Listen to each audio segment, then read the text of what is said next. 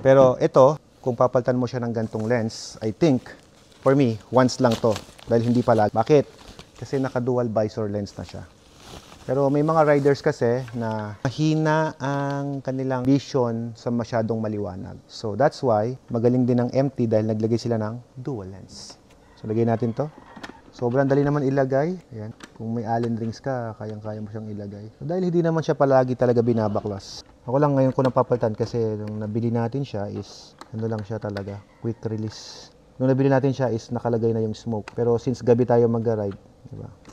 Maganda yung natin tong kanyang transparent lens. Kabilang side, higpitan lang natin para sure. O higpitan lang natin yung part na to. Saktong higpit lang. Huwag masyadong mahigpit. Sakto lang ba? Ito din. Para double checking. Okay. So, nakita nyo guys.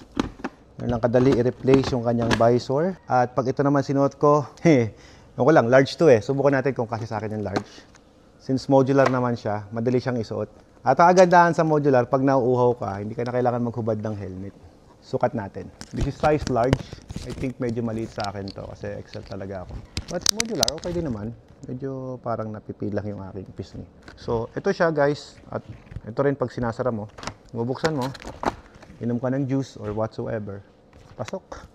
Diba?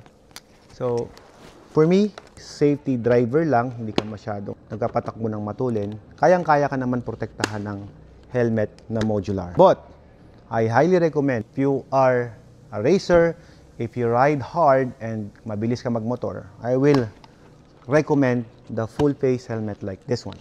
Pero lahat yan is safety helmet natin at makakatulong yan sa atin sa mga upcoming rides natin. Alright, setapan ko lang to ng ating microphone with helmet mount at we're good to go mamaya sa ating ride.